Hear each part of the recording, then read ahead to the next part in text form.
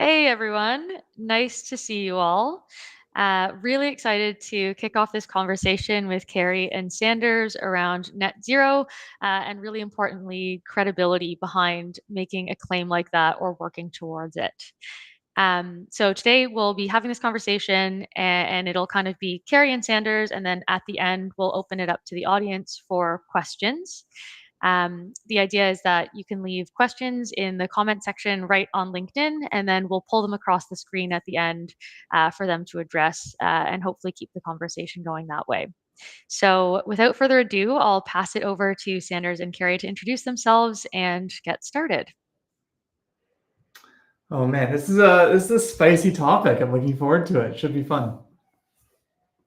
But really glad that Cary could join us today. So maybe, Cary, do you want to do a quick introduction to yourself? And then I can do my introduction and maybe walk us through a little bit about what Carbonhound has been thinking about in terms of how we look at this challenge around how people can make credible claims. Yeah, absolutely. Well, first of all, thanks so much for hosting us, or hosting me in this case, Sanders and Lauren. It's a real pleasure to be, part of the call here today. And I agree, this is a spicy topic. I think what I hope is that maybe we can make this topic a little bit less spicy and offer some stability to, kind of this whole process for companies. But so my name's Cary. I am an environmental markets attorney by trade. I've worked with nonprofits, businesses, and governments around the world to navigate both the voluntary carbon market as well as climate finance generally. Started off in the clean energy sector, and you'll hear about what we do at Greenomix here today in a moment. And so at Greenomix, what my role is as CEO is to help de-risk the process of using carbon credits as one component of a high integrity climate change mitigation pathway, such as net zero. So I think we're going to probably dive into that in a moment, but Sanders, happy to kick it back over to you for next steps here. Yeah, for sure. So obviously I'm Sanders Lazier. I'm the CEO and co-founder of Carbonhound. So we automate high integrity climate reporting and management for over 100 customers across Canada, the US, and some people in Europe and in Australia.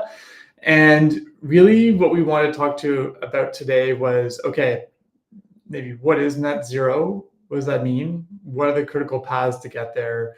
What are some of the risks and challenges that have been coming up recently? And really just have a spirited discussion around the role that offsets can play within that ecosystem of claims. So where I would start out is maybe just talking a little bit about, so first of all, what is net zero? So net zero is when you're effectively looking at the amount of emissions that you have as a company, and I think of it kind of like a bank balance, right? So every time you're emitting, some CO2e as a company, then you're adding to that bank balance. And offsets are one of those ways, or carbon credits are a way to effectively reduce that bank balance over time. And so net zero is when that bank account balance is zero. So that's the simplest way. There's obviously a huge amount of nuance to this, and there's lots of different types of claims. There's lots of standards that will dictate, how much do you need to reduce versus how much can you offset in order to get to that net zero number. So there's a lot of nuance within all of that. But maybe I thought what I would do is just start off by maybe talking a little bit about my own personal journey around offsets, just because I think it was probably quite representative of what many of our clients are going through. So, and then I think that will lead us quite nicely, Cary, into the problem that you're trying to solve. Great. Yeah. And on the bank account reaching zero, in this case, that would be a good thing. Yeah, exactly. Yeah. One of those few balances in business that you want to be negative. Exactly. Yeah. Perfect. So really, when I was thinking about offsets, it's a journey that I went on because I was thinking about how do we provide the ability for customers to do their part to address climate change, right? And so we can't just be looking at reducing emissions over time because, frankly, there's a lot of hard to abate emissions, hard to reduce emissions, right? So when looking at emissions coming from, let's say, flights. So if we're looking at sustainable fuels and net zero flights, that's a fair distance away, in the order of magnitude of 5, 10 plus years away in terms of being able to do that. And not only that, we don't really control how much fuel is being burned on that flight. Surely we can take economy seats rather than first class seats to decrease the amount of area that we're taking up in that flight, and therefore be a bit more efficient with our carbon usage. But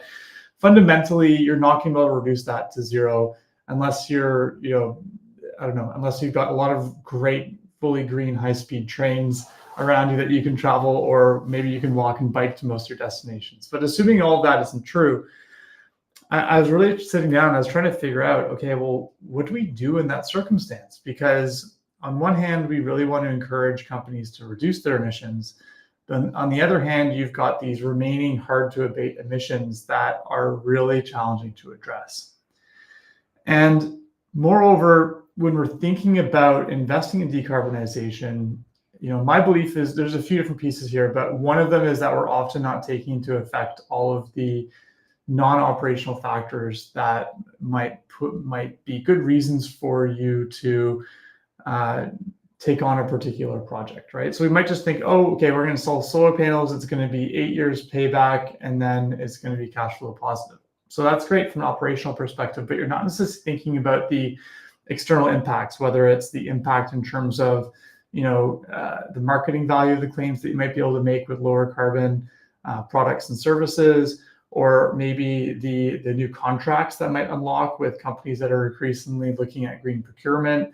So there's a lot of business reasons as to why you'd want to think about making a net zero claim, because fundamentally we've seen case studies over and over again where companies who are leading with sustainable products and services are winning deals with large customers, typically, government contracts. We're looking at Fortune 5,000 companies. All of them are looking at how sustainable products can fit into their ecosystem because they're looking to reduce their risk and reduce the impact of their products and services. So there's a lot of incentives out there, I guess, is what I'm trying to say, to try to make these claims. And there's clear studies out there that show the value around these claims as it relates to employee retention, as it relates to increased margins, increased growth, you name it. There's a huge business case for it. So as a result, there's a lot of pressures to make these claims.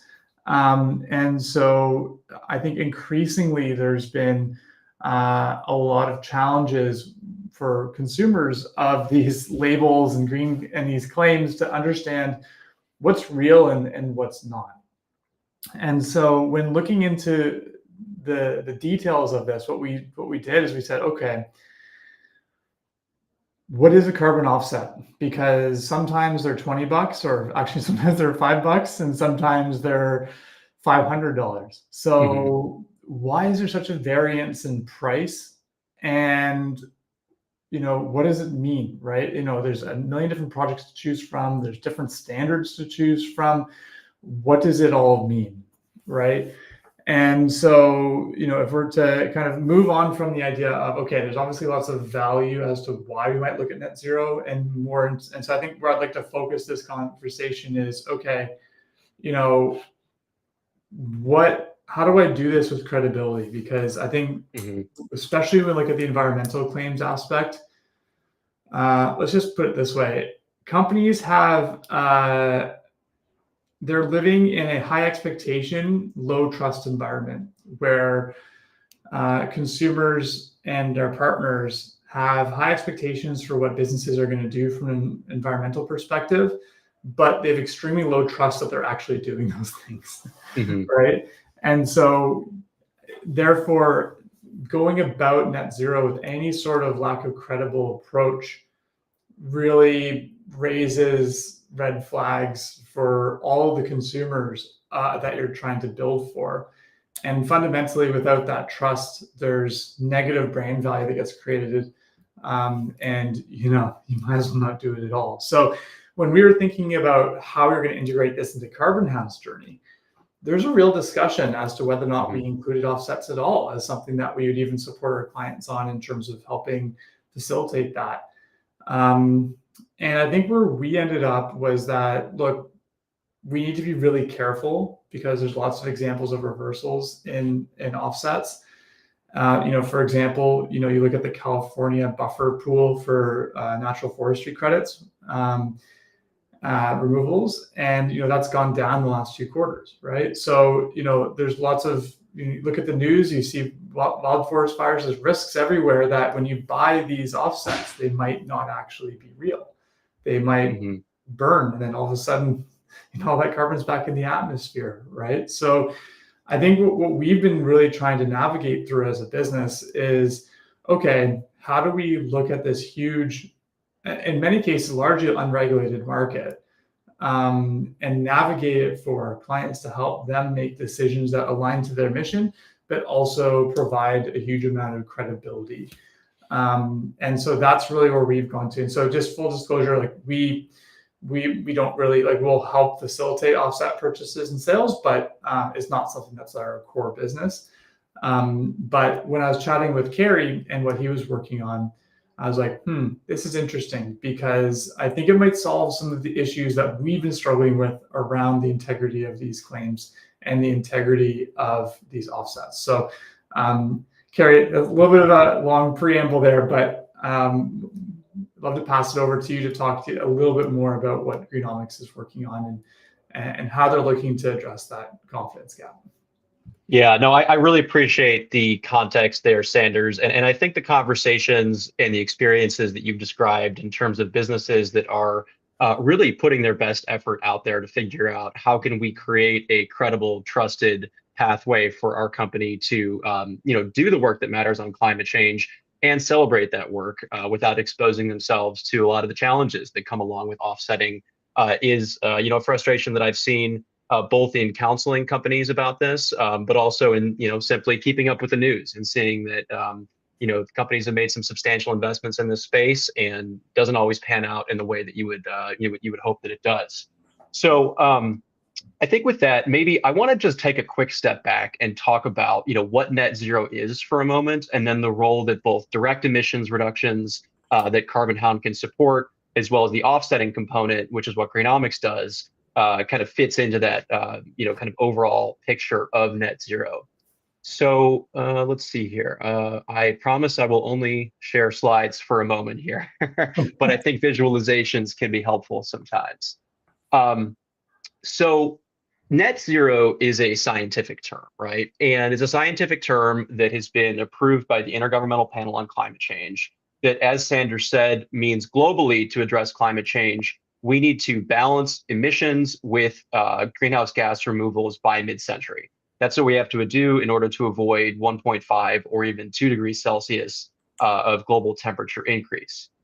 And when you put carbon dioxide into the atmosphere, it stays in the atmosphere for hundreds of years, right? So the graph that you're looking at here is what it would look like if you emit 1,000 tons of carbon dioxide and don't offset it. You'll see the white graph representing kind of the slowly degrading amount of carbon dioxide in the atmosphere, but a large portion of it will still be there 500 years from now.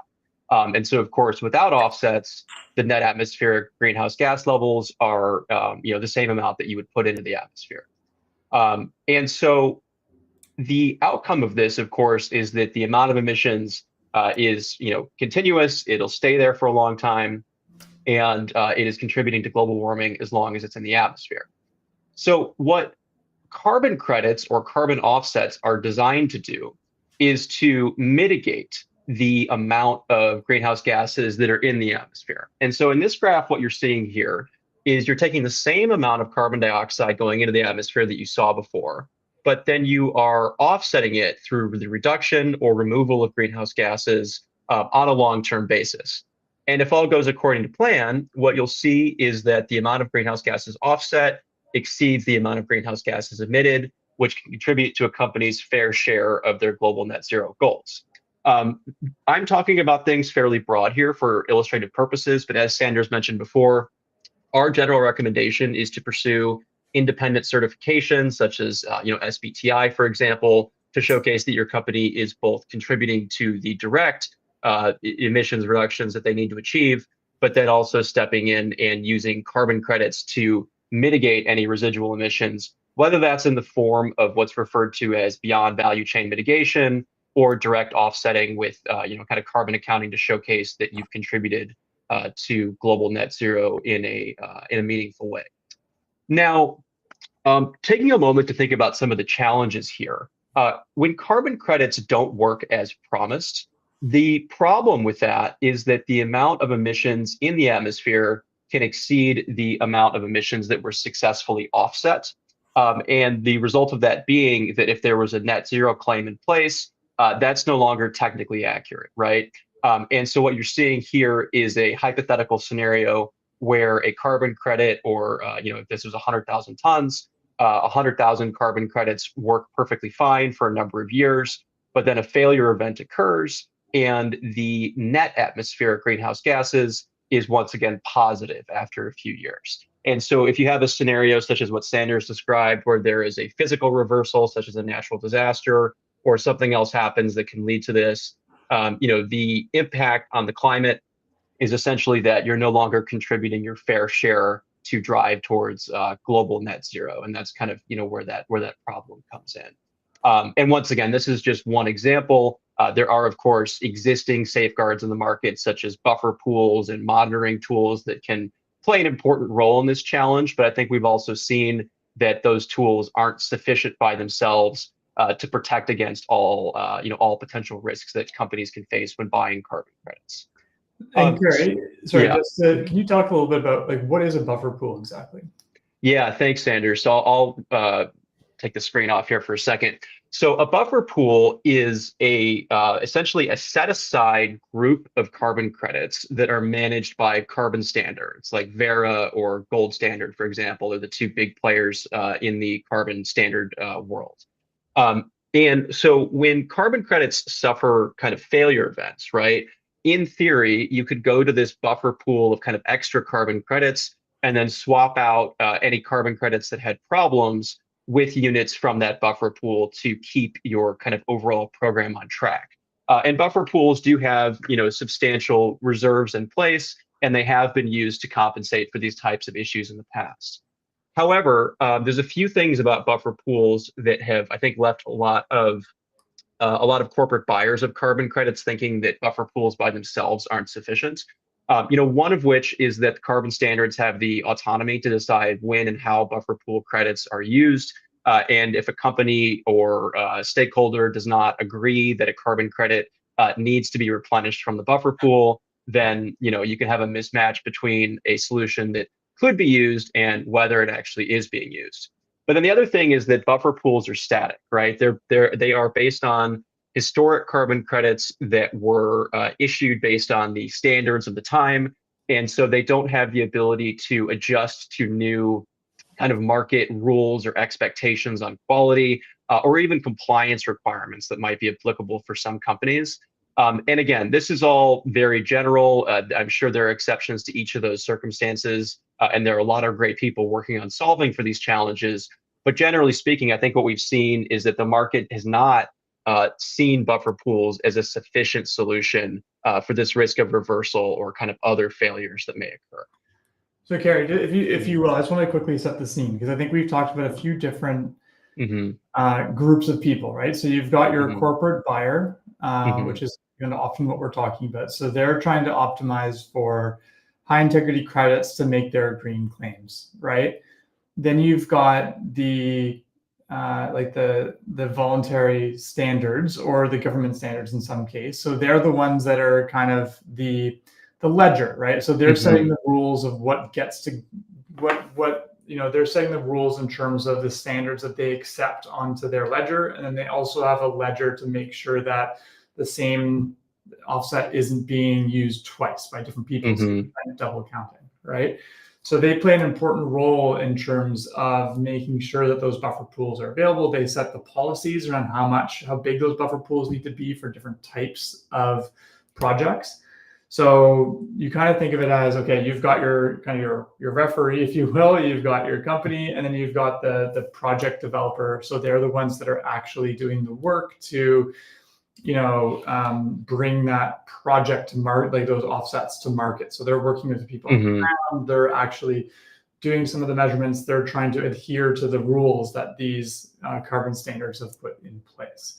Yeah. So, you can start to see that there's some natural tension between everybody, all those different parties, because the project developers are trying to maximize the amount of carbon credits that they're creating. The standards are trying to maintain the integrity of the solution, but at this and they're also trying to make sure that there's no double accounting, and they're trying to act as the setter of the rules, if you will. And then you've got the corporate who's trying to figure out how to pay the least for the best outcomes, right? That's right. So I just wanted to kind of, because I think we're kind of talking about all these different pieces here. So when we talk about like Verra and Gold Standard, those are great examples of those kind of the referees, like the rule setters, the ones who are holding that ledger and setting those rules. And so often as a corporate, you're buying from those carbon standards because you're trusting that all of the processes they have in place to maintain quality are being put in place. Yeah, that's right. And I think that, just to put a point on something that I think you said, which is really important, is that there is some tension. I've seen, during my time as an environmental markets attorney, that the parties are aware of where there are risks at play in the gap between the way that carbon credits are expected to perform and the way that they might perform, and then what it is that you're supposed to do about that. And so, tools like buffer pools are one way to kind of mitigate that risk, but it doesn't fully address the suite of challenges that can impact carbon credit performance from an end user perspective. Take, for example, updated kind of climate policy guidelines, right? One of the big debates in the voluntary carbon market in the last few years has been the role of carbon credits that are issued on the basis of greenhouse gas emissions reductions, being you were going to emit 100 tons and you only emitted 50 tons, versus greenhouse gas removals, which means that you pull carbon from the atmosphere and sequester it typically underground in the form of either biomass or geological sequestration, such as direct air capture. And what we know from a climate science perspective is that both of these kinds of emissions mitigation tools are quite literally necessary to meet our long-term climate goals, right? The IPCC says that you have to conserve forests, build clean energy, do all that stuff, but then also remove carbon at massive scales by mid-century. And so carbon credits can help to finance all of that, but different parties have different opinions about kind of the role that carbon credits can play, whether they're good enough to be able to be used for certain types of purposes, and then kind of what do you do if there's a mismatch between what parties are hoping to achieve and then what actually happens. And to that end, I'll just, we're going to jump in there, Sanders. Yeah, I was just going to say, I think this is the perfect intro to what you guys are working on. Yeah, that's exactly right. So, our philosophy on all this at Greenomix is that, carbon credits are, they are commodities, right? They're intended to simply, offset or mitigate 1 ton of greenhouse gas emissions measured in carbon dioxide equivalents. But they often kind of perform a bit more like stocks or securities, where you make your best judgment about how they're going to perform and whether they're going to deliver the results that you promise. But then things can change after you buy and retire a carbon credit that can impact both the real and the perceived quality of those units. So what we want to do is bring carbon offsetting from a place that looks kind of like day trading or picking stocks, where you do your best based on the information at hand. But mistakes can, cause problems, and you need to be able to address those problems in such a way that is sufficient to meet whatever your climate goals are, such as a net zero certification. And we want to take it from kind of that process to a place that looks more like working with a retirement planner or a financial advisor, where you build out diversified portfolios of credits that are based on reasonable quality criteria. But then you layer in financial assurance. Our product is carbon assurance, in order to step in and address any challenges that may occur in the future. And our position is that while carbon credits do phenomenal work, of course, to finance clean energy and conservation around the world, I think we will still continue to see problems, and we need to just accept that and figure out what is the best pathway forward to dealing with those problems head on, as opposed to trying to ignore them, or simply, kind of always be saying, well, next time we'll get it right. Because we're at a point where we really need to get it right now. So this is a slide we had up earlier that basically showcases what happens if carbon credits fail. and then the emissions that are in the atmosphere exceed the amount that was offset, even if it's just for a period of time, right? This impacts our global climate balance. So what we do at Greenomix is, in the event of a carbon credit failure, if that carbon credit is backed by carbon assurance, we would deploy resources to essentially replace any lost climate mitigation benefits on a rolling basis through the procurement of new units that meet the applicable quality criteria that align with whatever a client's requirements are for their own climate certifications or kind of internal policy requirements. And so what you're seeing in this graph here, in contrast to the last graph, is that even if a failure event occurs, if you can step in and replace those carbon credits with new units that meet the applicable quality criteria, organize that data and documentation to prove that it's been done properly, you can keep this net atmospheric greenhouse gases line below zero, which means that the total amount offset exceeds the total amount emitted over the time period under consideration. And the graph here is for about 10 years, but the same would apply in either a shorter or longer term period of time. So essentially, we want to make a carbon credit risk or carbon credit failure event about as much of a challenge for your carbon credit portfolio as a single stock losing value in your retirement account would be for your retirement planning, which is that nobody wants it to happen, but it goes from being potentially a catastrophe to something that is simply an expected outcome that we can adjust for and make sure that the overall balance of emissions remains intact. Yeah. Basically, it's insurance for offsets. Yes, we avoid the term insurance because insurance is for at least in the United States. You'll have to tell me how it works in Canada, Sanders.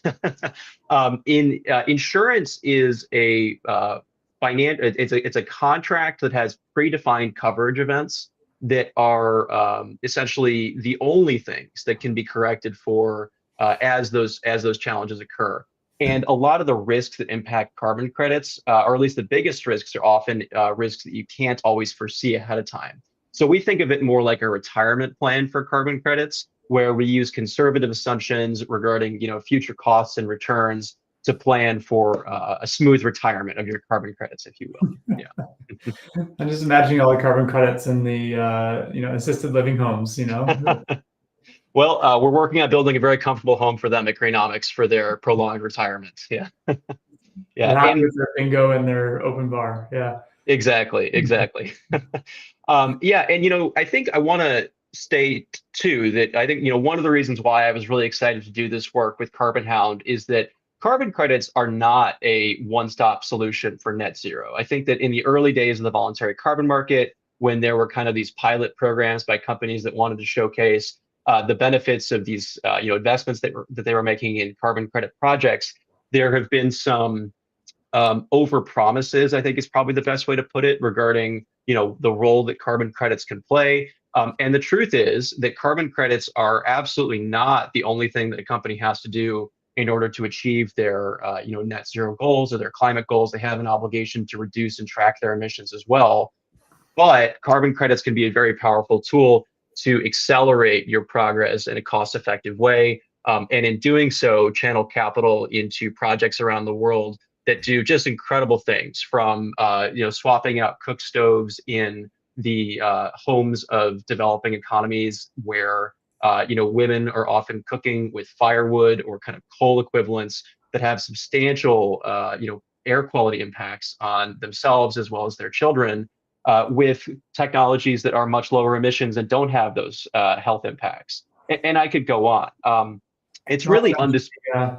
The time that they spend going and finding that firewood and how that could be put towards better use as well, right? So there's a lot of like second and third order impacts, which some of which are easier to discern than others when evaluating these sorts of projects.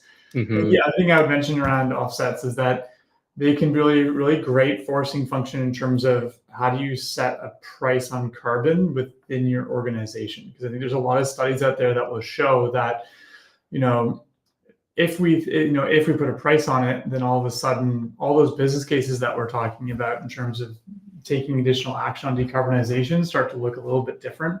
And I think the other aspect of it is that if you're thinking of it as a way to put a price on carbon rather than a way to kind of absolve you of all of your climate-related sins, I think it also creates a lot more kind of positive momentum in terms of expectations around what you're going to get from those offsets too. Because I think at the end of the day, like in aggregate, you're creating positive environmental movement, right? So you're supporting projects that are going to move the needle forward.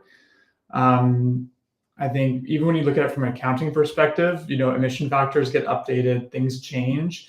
And so the science gets better constantly. So, this idea of being at net zero is a little bit of a moving target sometimes, right? So you can see, for example, looking at like the Oxford net zero standard, right, where they're basically saying, okay, you can only use, so there's two different types of offsets. So you've got your avoided emissions, which is kind of what Cary was talking about, the stovetop with the solar stoves, right? So they're using coal. There's a baseline for how much emissions come from coal use for stoves. You swap those out with solar.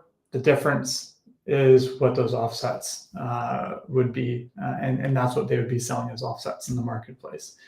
Then you've got removal type, which is where, like, trees, great example, they're absorbing atmospheric CO2 and converting that into wood and as a storage device. And then that is also technically, a carbon sink, right? So what Oxford has basically said is, look, you can only use removals. We only want to see removals, because their issue is that there's so many issues with setting those baseline numbers. It's almost a counterfactual accounting exercise, right?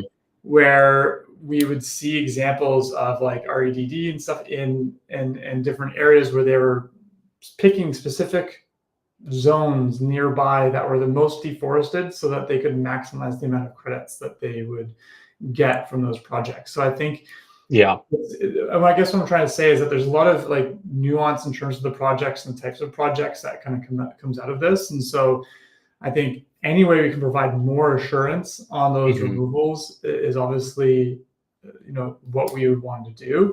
And it's probably, I'd love to get your view on this, but my view would be that it's probably a little bit easier to provide that sort of assurance on removals rather than, avoided emissions because of that accounting factor.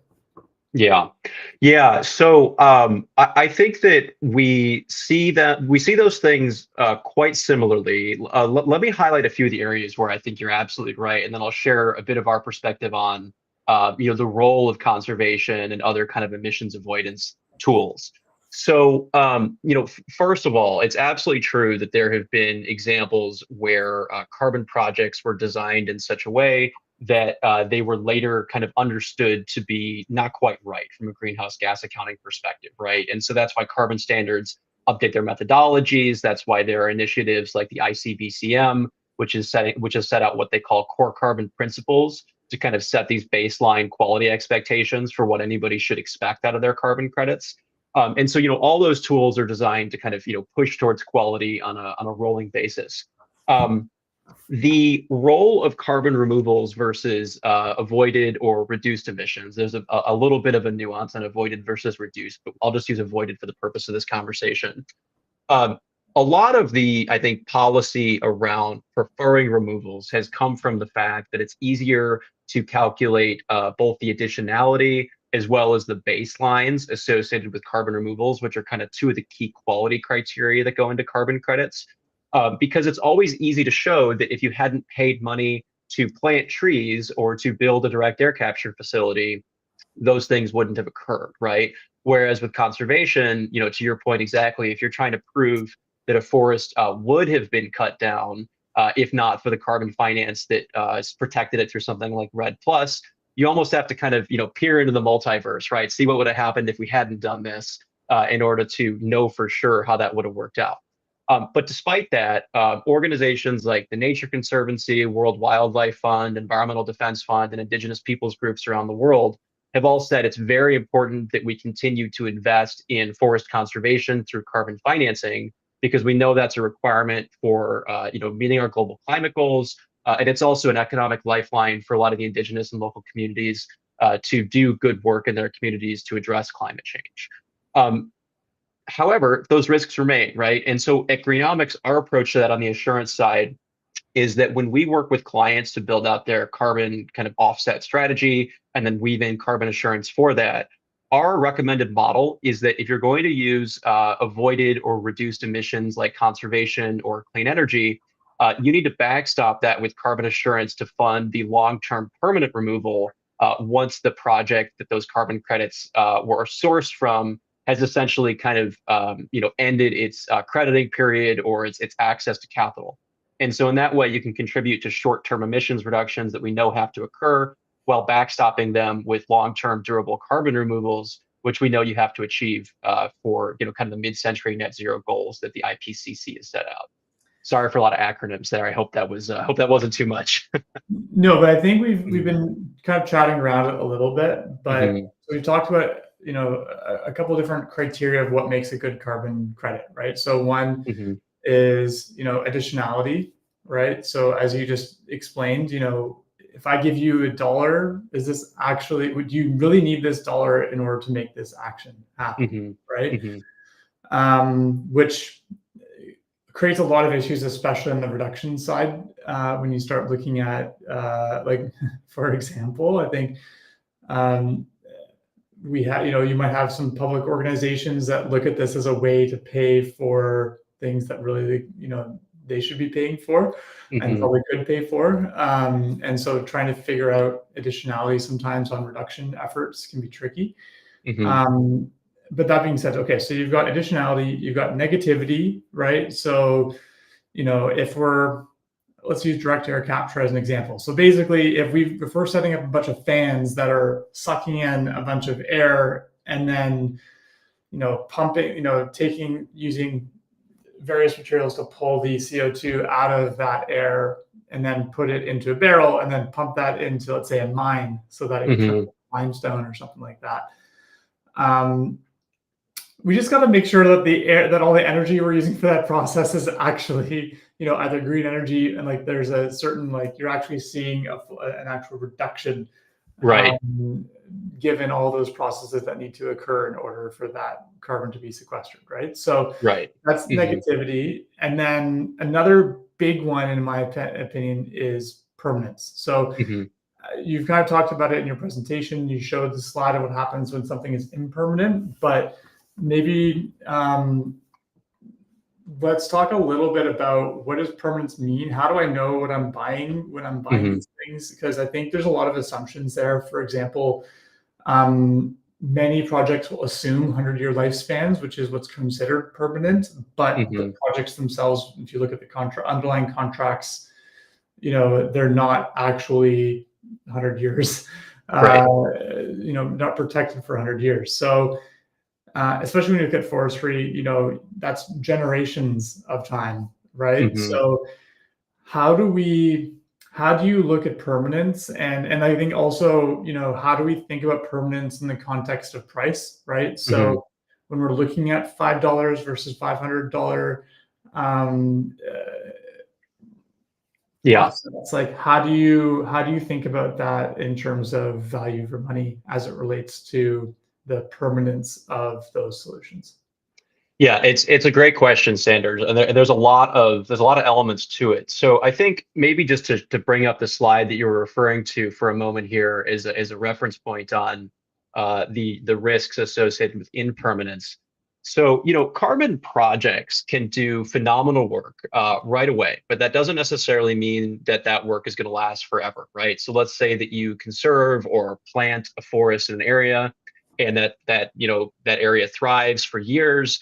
But then there are, wildfires or natural disasters of another sort. And what you see is that there is a reversal where the carbon stock is released and the net atmospheric greenhouse gases is once again positive going forward. To Sanders's point, I think that there is a real challenge in the market around the expectation that carbon credits will automatically be permanent versus what a lot of them are able to actually achieve. And so, if you're making claims like net zero, that are based on the expectation that your carbon credits are permanent, but the projects that they're sourced from only have funding for 15 to 40 years, well, it may well be the case that they succeed for a long time and contribute to, very important climate change mitigation work, but that does not mean that those benefits are going to be around forever. And when they fail, your company can find themselves, on the hook for the implications of having made claims regarding, expected permanence if that permanence doesn't actually pan out. So, the approach that we have at Greenomix is essentially that we're trying to achieve the most cost-efficient, high-quality method of ensuring that when carbon credits are used, we do value their benefits, even if those benefits are temporary, but we do so by linking carbon credits in such a manner that if any individual carbon project or carbon credit source from the project is not itself permanent, we can step in and make sure that your overall carbon credit portfolio does have the level of permanence required to offset based on kind of the leading scientific expectations with respect to how we know greenhouse gases like carbon stay in the atmosphere. I will also say an interesting wrinkle to this is that, and this is more just kind of, I think, a topic of interest of mine versus something that I would recommend somebody incorporate into their climate strategy today. But if you do, so we talked earlier about the role of kind of carbon removals and the proving of additionality in baselines.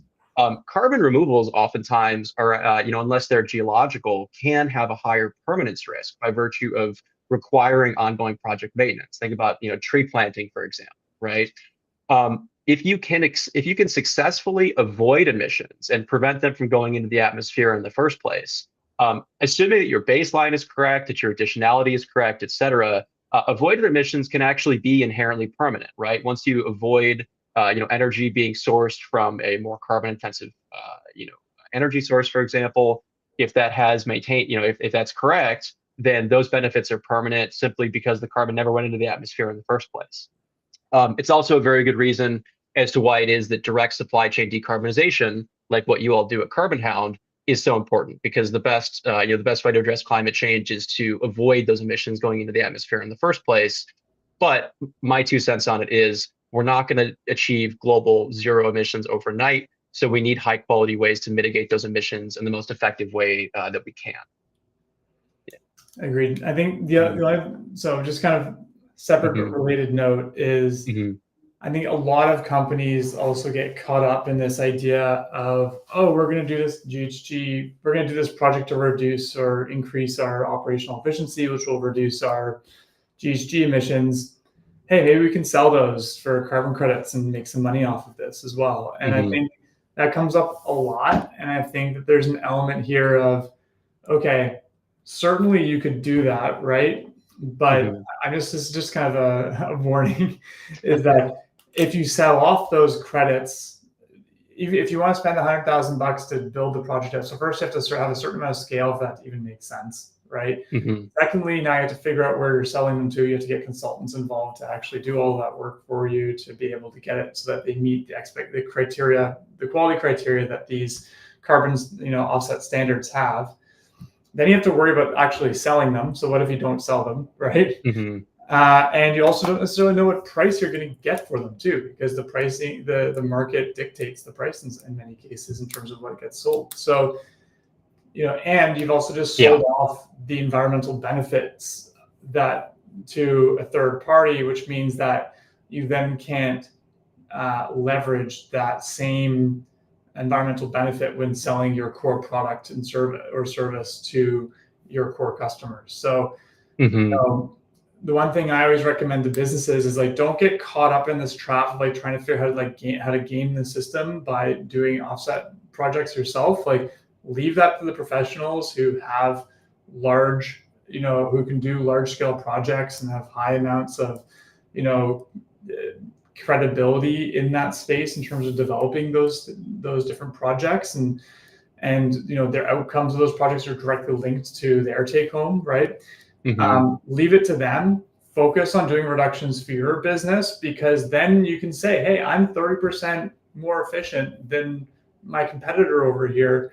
So if I'm selling to Apple and they're trying to make a net zero claim on their watch, they're going to have to buy 30% fewer offsets to make that claim if you work with me, which means that we might be charging the exact same price to Apple, but ours is actually cheaper, right? Right. And so it Right. allows you to focus on your core competency as a business and just sell a better product to your existing customers, leveraging all of your knowledge, all of your expertise, all of your sales channels, and sell more of your core product and incorporate it into your core offering, rather than trying to create this, frankly, like distraction of a project to create offsets. So I just wanted to kind of just say that, out front, because I think we do get a lot of questions from corporates being like, hey, like, how can we take advantage of this carbon credit thing? And I understand where they're coming from, but I think ultimately they're doing themselves a disservice, because they could really just be winning more deals and growing the revenue of their business more broadly, rather than thinking about the minor impacts that a carbon offset project could be for them. Yeah, I think that is very, very often the case. I have had a lot of conversations with business owners and kind of engineers who are developing new, more sustainable technologies or practices that have heard there's this great opportunity to get paid for your emissions reductions. It's called carbon credits. But the fact of the matter is that it's a lot more complicated than that, right? There's costs, there's timeline. Not everything that reduces or removes emissions actually is eligible to be certified as a carbon credit. And then even if it is, you got to ask yourself, what's your plan to sell those credits? Who are your customers going to be? Why would they want to buy that from you? And so, working on, though, figuring out ways to monetize and recognize the value of emissions reductions based on kind of, supply chain contributions to upstream companies who have net zero goals. That's something else that both of our companies are working on.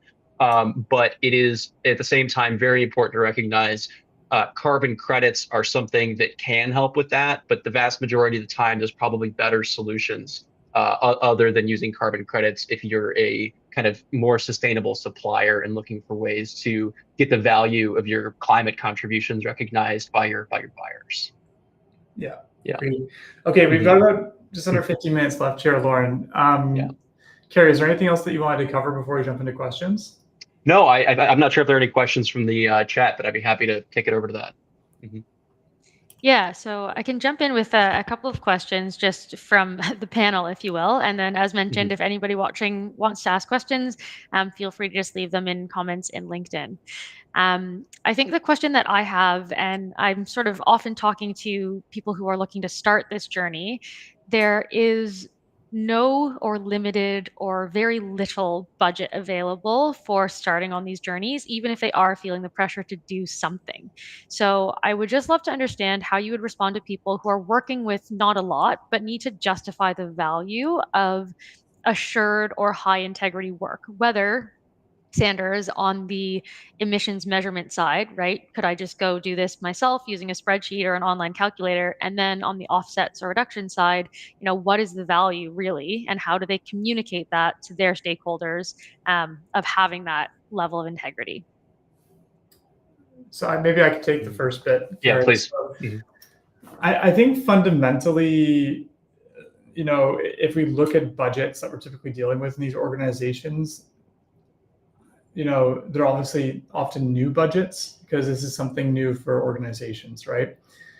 And so what I would say is that instead of, trying to get a budget and then building a business case afterwards, like, build the business case first and then drive the budget off of the business case, right? Because I think if it's just a nice to have kind of corporate social responsibility thing, then sure, like, maybe invest in biodiversity and think about like partnering with the WWF and investing in biodiversity projects and stuff, and get that story that way. But if the company's looking to, if the company's looking to actually look at this as a value driver, then I think it's a very different conversation. So sure, you can go and do your own spreadsheets, but the big challenge that, in fact, I had before starting Carbonhound was that I can do all this work myself, and I'll probably get it wrong in some ways. I might get it mostly right, if I'm quite diligent about it. But regardless, it's got no credibility. And as we talked about earlier, low trust, high expectation environment for businesses that simply doesn't cut it, right? Mm-hmm. For anyone who's going to take, if you actually want to generate business value from it, then the people who care about this stuff care about it, and they'll look at the details and get an understanding of what kind of claims you're making and why and how valid they are. So my point of view would be, feel free to do it yourself if you want to do it to engage your employees, if you want to do it to build culture. I think all those are perfectly valid reasons to look at taking some sort of climate action, and it does start internally often with a project like that. But if I would really think about, okay, how can we make real impact? Well, that's by like incorporating it into your business practices and creating business value from that project. And so maybe they use those initial projects as just a way as to kind of proof of value or to kind of build some momentum. But I would say just you're better off sticking to, doing what you can afford and not trying to make claims than trying to squeeze too much into too small of a budget and creating a lot of sort of risk for your brand. Yeah, over-promising and overstating what you've achieved is one of the biggest risks that you can cause by virtue of jumping into the climate process, or the climate transition plan process without doing the kind of strategic planning that it requires. Just this morning, I saw the today's ESG Today email blast had a story about how 2 out of 5 companies have dropped suppliers to date as a result of poor carbon emissions performance. And so, in the context of my budget is only X, I don't know if that's enough to address climate, to meaningfully make a commitment on climate and then kind of implement that. I would really perhaps reframe that and say, can you afford to find yourself in a position where one of your or multiple of your biggest customers said, we've made a climate commitment, whether it works for you or not, we need you to be able to perform at this level and provide this data by the next contract cycle, and you lose that deal, right? There's a substantial risk to inaction, and there is a substantial reward to being seen as a high integrity early mover in this space. Younger people, millennials, Gen Z, we and they are the customers, investors, and employees of the future, and the present, increasingly in the case of millennials. And we care deeply about these issues, which is why you're seeing more and more pressure to jump in and do this work. So I think what I would just say, Lauren, to your question is that start with greenhouse gas accounting, because you need to know what your requirements are going to be in order to achieve your long-term goals. But I would also say that the cost of inaction is substantial, and it's something that companies should really think about. You can see substantial returns on investments in climate work in terms of customer interest, et cetera.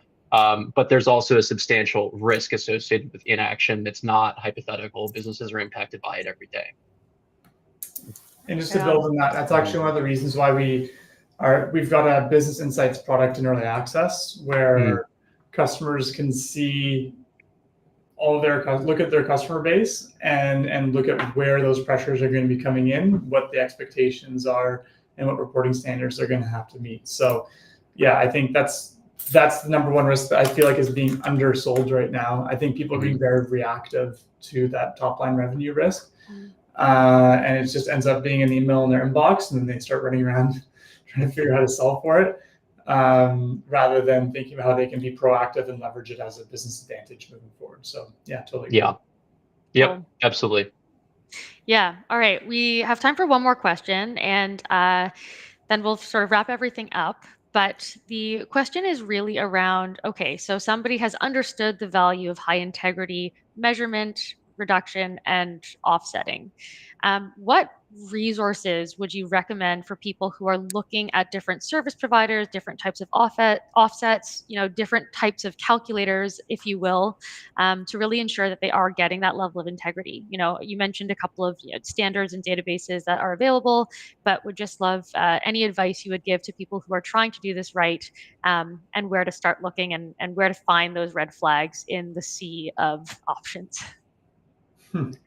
Yeah, it's a great question. Sanders, do you want me to start with that, or would you like to jump in? Yeah, go for it. Yeah, so this is climate policy and carbon markets are very complicated. They're complicated because they rely on an evolving body of science, an evolving set of rules and regulations, both in the voluntary and compliance side of this market.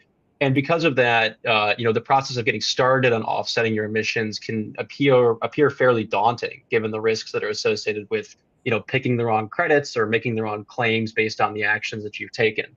Um, what we do at Greenomix, our mission really is to take this to a place where it's like working with a financial planner or a retirement planner to build a diversified and assured portfolio that you can rely on and leverages a lot of the same risk mitigation tools that you would expect out of your financial portfolio's performance and kind of manager actions.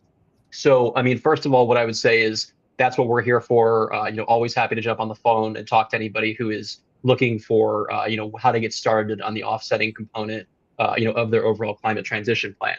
But I would also say that you should look at some of the guidance. If you do want to get into the details and learn more about it, you should look at the guidance from organizations like the ICVCM, who has a set of core carbon principles that outline, what they believe, what that organization believes is the kind of minimum requirements for carbon credit quality. So it's the floor as opposed to a ceiling.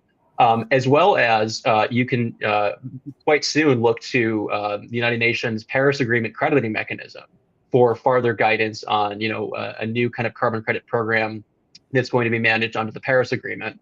And one of the interesting things about that development is that there are a lot of requirements around protecting against reversals and failures and kind of incorrect calculations that are in that new guidance that was approved at the Conference of Parties a couple of weeks ago. And that was a pretty big story. I'd recommend taking a look at it if you haven't seen it. And so, just understanding what the market believes is quality, why they believe that, and then making sure that you check those assumptions with a lot of the environmental advocacy organizations that have dedicated many years to helping to build this market in a high integrity way would be my recommendation on how to learn more about this sector. I think Carbon Plan in particular, I find really good.